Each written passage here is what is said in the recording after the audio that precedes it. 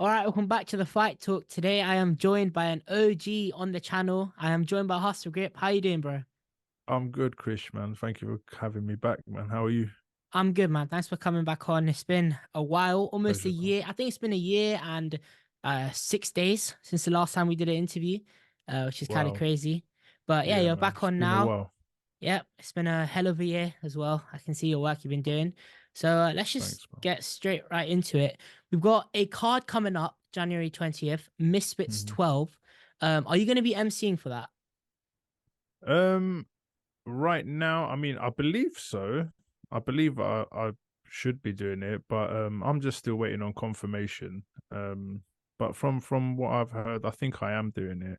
But I think because of Christmas and New Year's, I ain't Yeah. just got that bit of confirmation yet, which I'm waiting for. But I think I'm doing it. Uh, Fair enough. In terms of the fights you've emceed this whole year, I want to know what has been your favorite fight that you've emceed for. In my background, I've got actually quite a few cards of yours that you've given me. The Oh, salt Pappy wicked. one is right there, the Corn Best on Bear one, the prelims with the Happy Punch.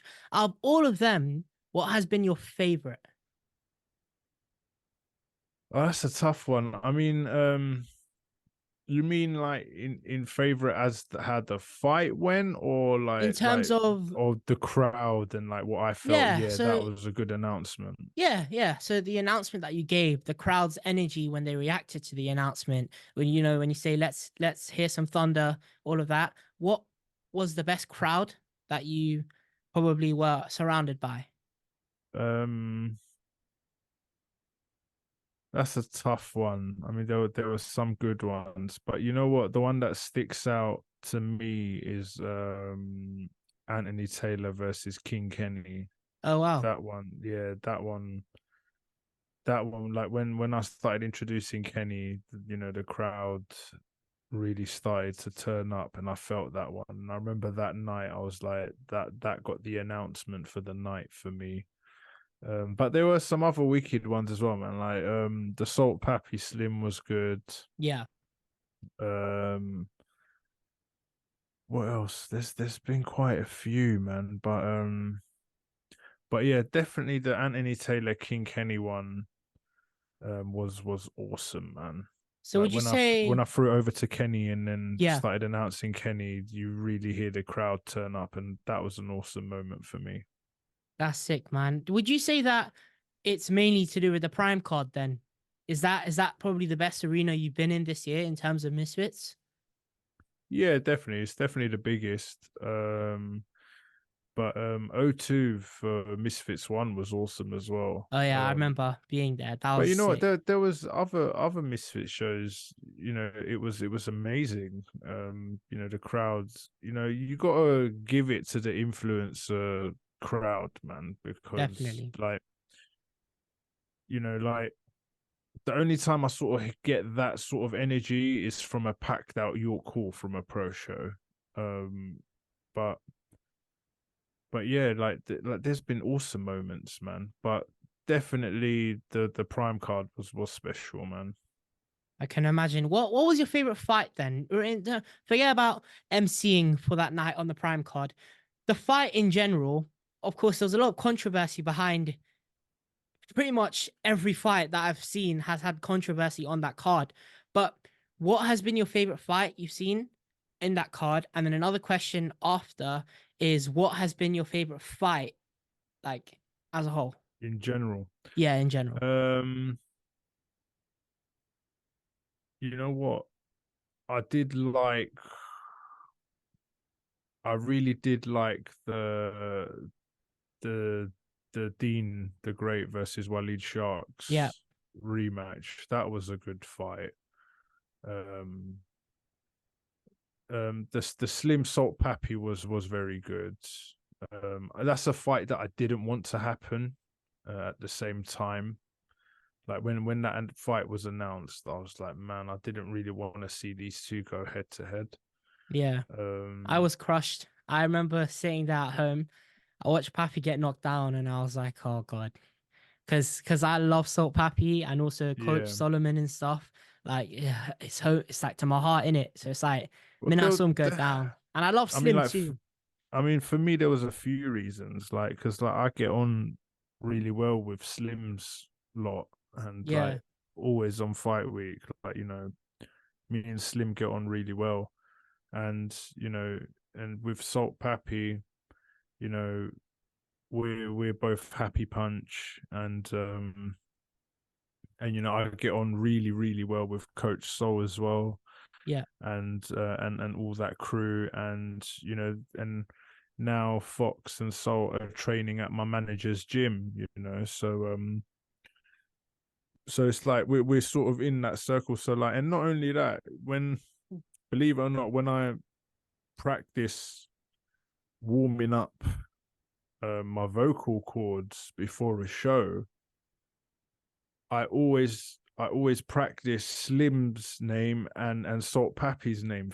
Funny enough, you know what I mean. Are they So then your favorite announcer? they got really good.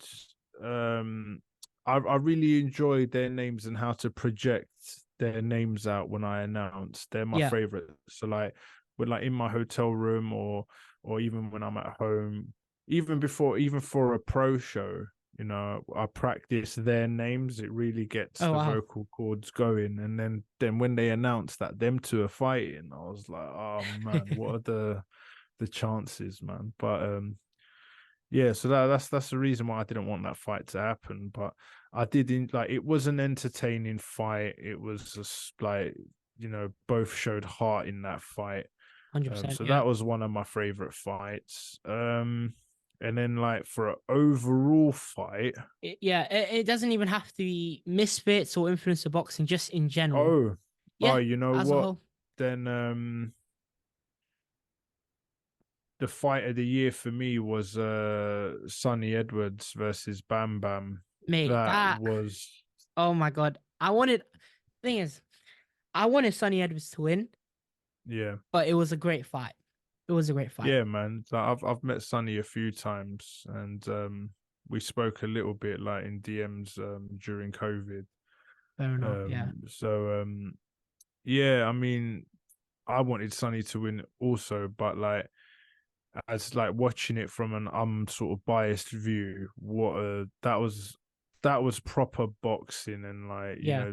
they both showed heart, and it was just an epic fight, man. That was the most like every round was awesome to It watch. was explosive. Yeah, Yeah. every round was like, man, you can't wait for the next round to start. That was like a proper gripping fight from start to finish, man. And it was a world title fight, man. So it makes sense. But that was the fight of the year for me. Fair enough. Is there any goals that you have for 2024? Like a particular goal to cover a particular fight, or in a particular arena you want to go to, or do you want to go abroad to announce a fight? Yeah, man, I got a few. I mean, I got a list of goals that I want to reach, and funny enough, in January I'm hitting one, man. So hopefully got Misfits on the 20th, Yeah. but on the 27th, I'm announcing my first world title fight, man. A professional Wow. world title fight in York Hall, and that's for the IBO Flyweight World Championship. I'll So try to see if I can come down there. yeah, man, come down. If you can come down, I could help sort out tickets and stuff. That'd Yeah, be man. cool. So it's Casey Kadimi, I think, versus I forgot his name, something Jackson. So yeah, man, that's my first world title fight. That was one of my goals. So like, hopefully on the 27th I get to do that. And my others would be to do a main event pay-per-view, Yeah. because I've only done undercards pay-per-view, so it'll be to do a main event pay-per-view, and also to announce in a stadium. That'll be another one. That's Stadium another one. stadium is Yeah, mental. Stadium yeah. specifically, would you want to announce at the Emirates? Oh Because yeah, yeah, I like know you're an Arsenal fan, right? yeah, I'm an Yeah, Arsenal fan, but you know unfortunately. what? Tell you the truth, you know what? Tell you the truth, yeah. I haven't followed football for such a long time. It's Fair ridiculous, man. enough. And I grew up and was born and raised in Highbury, Arsenal, you Yeah. know. But I since having kids, bro, I haven't managed to watch football. I mean, I still thought what was it like? I didn't even know where Aubameyang went. Do you know what I mean? So now we're Yeah. talking now we're Yeah. going back a bit. Like when I tell people that they're like, "Prayer, that was ages ago," and I'm like, "Bro, I haven't kept in the loop with football for a long time, man." Mate, fair enough. But I I would mean, announce any stadium, man. yeah. Any stadium would be awesome. I'm a Man United fan, and I mean, I haven't kept up with football for years. I used to be big on football, and I think lockdown just hit, and I was like, nah, I can't be asked anymore. United are Yeah, playing right now, and I'm doing an interview. I'd rather do this than watch United play and lose. So it's like, I hear that. I mean, don't get me wrong. I was die hard into Arsenal, man, and like a lot of heartbreaks. yeah, During the whole end of Wenger period. oh yeah, But you know what? I'm glad that I grew up in the era and went to see the games live of some of the most greatest players to ever come to Arsenal Football Club, you know. So like funny enough, my one of my favorite games I've ever been to was Arsenal United when it was Arsenal 1-0 when Henri scored that goal where he got the ball, chipped it up and then hit it backwards like that and it just went over Bartes. yeah, That was one of the best games I've been to. But I've seen like Bergkamp's, Thierry Henry's, Vieira's, yeah. Lumberg's, Pires. What's your You know, favorite player you've seen, and have you met any either? I've met Tony Adams. I've met Ian Wright. Okay, that's a Um, big name. yeah, I met Ian Wright at the BBC Radio studios back in 2019 when I was going there to do an interview for the train stuff. Yeah, Um, I think they're the only two players I met. Um, but my favorite player of all time was Dennis Bergkamp. fair Yeah, enough. man. Fair enough. Dennis Bergkamp was he was something. He was something else. I want to touch up on the point you just talked about going to the interview at the BBC because of the whole the train Mm. story. For those who don't know, if you don't know, then you're living under a rock by now. But can you explain to the audience what was the train journey and how did you become this absolute viral guy on the internet because of the train journey? What actually happened? Um, I mean, I've always done like voices and I was always inspiring to be a voiceover artist and a voice actor and things like that due to like for my love for video games and stuff. Yeah, Always wanted to do voices for video games and like cartoons and anime maybe and in 2010 as well I went to a private film school, so I'm actually a qualified like diploma in screenwriting, so I can write all right, films yeah, and stuff like that. And so I've always like done loads of voices from a young age, like from 16. And then when I got the job at the DLR on the trains, I remember when we were doing the training, there was like a section of the training where they were talking about the PA systems. Like, we got this little grey device, battery charged device, where when you press into it and talk to it, your voice rings out around your platforms. And I remember the training, they were saying like, if you can be quirky and like, you can have fun with it. You don't have to always just be serious yeah, and say the information. They said like, as long as you're not being rude, you're not being racist or talking about politics or yeah, swearing or anything like that, they go, and you're getting the information out, they go, you could like do what you want. So I remember it was one late shift. So it all started on it was like an evening shift. I was there like till the end. And it was me and one guy. We were working together, and we just started like having fun with it, doing like jokes things with it. And then I started noticing that the amount of people that don't actually pay attention to the announcements, because like not like just normal ones, I mean, Yeah, yeah. because I would announce like our next train's going to Lewisham and Cutty Sark. And then as soon as I've stopped announcing, literally someone will come up to you and be like, "Is the next train going to Lewisham?" And in my head, I'm thinking, I just announced it all over the Yeah, speakers that the next train's going to Lewisham, and you will still get people come up to me and ask, like, is mate, this that train must have going to Lewisham? irritated you a lot. Not really. I kept, I was patient and cool with everyone. But yeah, I'll be like, yeah. Then in my head, I thought I just announced it. But anyway, yeah, the next train is going to Lewisham. Um, so then that gave me the sort of idea um where I thought, man, we need to announce a train where it will get everyone's attention. It will get heads up off looking down from phones. It will get people taking their earphones out, and just to grab Yeah, everyone.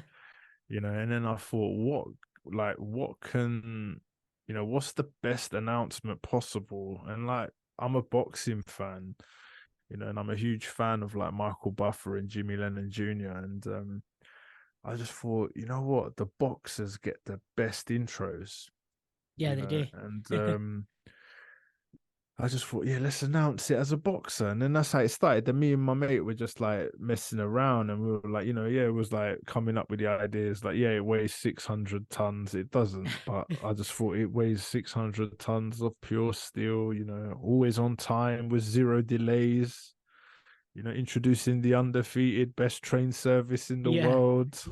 Iron. See, I'm a huge Mike Tyson fan, so I used to say Iron, DLR, Lewisham, or Greenwich, wherever the train was going. Um, then I just started doing that, and then I just like noticed it was just getting a lot of attention, and then I think I did it for like 3 days. And then I remember Michael Buffer was he came over to London to announce an AJ fight. And my manager at the time recorded me doing it, and he tweeted it and tagged Michael Buffer in that tweet and said, hey, Michael Buffer, since you're in London, why don't you come down to Bank Station and see the new you? Yeah. And he retweeted it, man. Said, "Wow, I love it." And then from there, it just started spiraling and like started blowing up. And then it got to the point where I haven't even done the announcement. I'll just the way I used to say it, start it off was how did I start it off? Was to all DLR fans and for the millions traveling around the world. And then everyone, just as soon as I used to say that, Yeah. I could see down the platinum, and I was doing it at peak time, busy. Like I'm probably Like rush seeing hour. yeah, like 300 people every 7 minutes. Like you couldn't move on this platform. There was that many people. And as soon as I used to say that, from as far as my eye can see, I could just see hands holding up phones, Yeah. to record. And then it got to the point where like people from boxing channels were just coming down to film me, and they were like, "Hey, you the one that do the announcements?" I'm like, "Yeah." They go, "When you gonna do it next?" I go, like, I weren't like, oh, I'm always gonna do it. There was times where I would announce normally as well, even though I was Yeah. still doing the boxing. There was times where I couldn't be bothered. Not that I couldn't be bothered, but it's just like I thought I don't want to think it too much. You You know get what I what you mean? Like mean? I'll do it when I feel like it. Do you know what I Yeah. mean? And and then he asked me, and then I was like, I just came off. So like, someone like a colleague of mine has to take over, whereas I got to go do checks and stuff like that around the other side of the platforms. Like I'm not always 100% always my whole shift. I'm on the PA system. Like we had a job to do. Do you know what I Yeah. mean? Yeah. And then this guy waited he actually waited, I think, 45 minutes waiting for when it was my turn to come back onto the PA system. And but which in peak time is unsafe, man, because there's so many people and you're standing there blocking like that. You gotta let the corridors and platforms flow. Like Yeah, the people got to flow in and out, in and out. Instead of if you're staying there, then you're causing like like a blockage of like the tunnels and stuff. And it's just like it started getting a little bit unsafe. But and then there was a time where this guy come up to me and he goes, "Hey man, you the one that done it yesterday?" I go, "Yeah," and then he just shows me his phone on Instagram. He goes, "You're on Sky Sports." oh I was damn. just like, man, it's just like, man, I don't know what to say, man. Yeah. Do you know what I mean? And then it just started. Then my DMs just started blowing up, man. I remember on Twitter, it started getting mad one day on my day off. I just remember my phone just wouldn't stop, man. And then How did boxing that feel? promoters. How did that It feel? felt unreal, man. It Yeah. really felt unreal. And just like there was times where I thought, you know what, I'm not even looking at my phone anymore. I used to just dash it and just like I'm not looking at it. And then like 10 minutes later, I'll come back at it and then there's like 300 notifications. I'm like, man, this is Mental. insane, Mental. man. Yeah. And then I see the DMs and funnily enough, like the Sowlands tweeted one tweet during that time as well. They tweeted, "Who is this guy? We got a job for him." And then Oh wow. I don't know if it was Calais or Nice, but we gave an interview to BBC Sport, like a telephone interview, and they writ up an article where there was some talks where I might be doing their World Super Series at the time. Never happened, but that was cool. And and then I remember Lee Eaton at the time was with MTK. He's the one that approached first, and then I remember there was a point where I was in talks with Queensberry Promotions with Frank Warren at the time, and then I just remember my manager telling me, "Yeah, you're going on This Morning on ITV with Ruth and Eamon," and I was like, "Wow, okay, so it's gone that far." So then I remember waking up that morning, going to ITV studios. I I think I've remember like, actually seen the video on the channel. Funnily enough, 2 days ago, I was just on mm, YouTube, and because I'm subscribed to ITV, just came up with recommended you yeah, holding the man, microphone in like a suit, and I was like, oh shit, yeah, yeah, that's us. that was mad. So I remember that day was crazy because in the morning, I remember like they sent like a Addison Lee courier to my house here, and Yeah, took me all the way to central London. Went to the ITV studios, done the interview there. Then I remember being there and then getting a message that they want me to come to Sky Studios. So it was like, wow. And then, then we set a time. And as soon as I left ITV, got Ubered to Sky Studios, then done an wow, interview at Sky for Sky News. And then from there, I remember coming home, getting changed, and then a few hours later in the evening, had to go back to central London to do a radio interview for BBC Radio 1 for Ricky, Melvin, and Charlie. And sounds that was hectic. yeah, that was a mad day and so I can surreal, man. imagine. Yeah, I've never experienced anything like that before. And then a few days later was BBC Radio 5. That's where I met Ian Wright. um yeah, man, it was just like crazy. It was just mental the way things yeah, were then. I don't know what it would have been like if COVID never happened, because COVID is what killed it all off. yeah. It just put a proper stop to it. The growth as well. And then like sort of in a sense, there was like a case of like being forgotten at one point, you know. Which I think was needed though, man, because it was so much happening so fast, Yeah, and it's just like it was too much to like take in at one point, and so. But then during COVID, that's when like I invested in like my home studio, and my microphone and all my software, my computer and yeah, stuff, and then started doing voice reels, and then started approaching voiceover agencies, and then I got signed to the voiceover gallery in Soho Central London, man. So now I'm like actually a voiceover artist and do loads of stuff with them, and so it's cool, man. So like it worked in both ways for me, man. yeah. Now, looking back at everything we've just talked about in terms of the Mm. training journey, all of that, how do you think that, what do you call it? It was a blessing in disguise and it was destiny for that whole journey to lead up to where you are today? Or do you think over the past like 3 years or so, you had to just rebuild everything because of COVID? COVID hit, and you said it took a toll. It took a bit of a toll. Do you think that it was a bit of a destiny for you to get where you are right now, or that definitely helped you in the past? I mean, everything happens for a reason, man. So like there was a point in my life where I thought, man, I wish COVID never happened, because like it was building so quick. I could have got maybe I could have been on big shows now and stuff. But COVID, like, regardless of all the viral stuff, Yeah, and also doing unbelievable moments caught on camera by ITV as well. Um, that was just like when COVID was starting.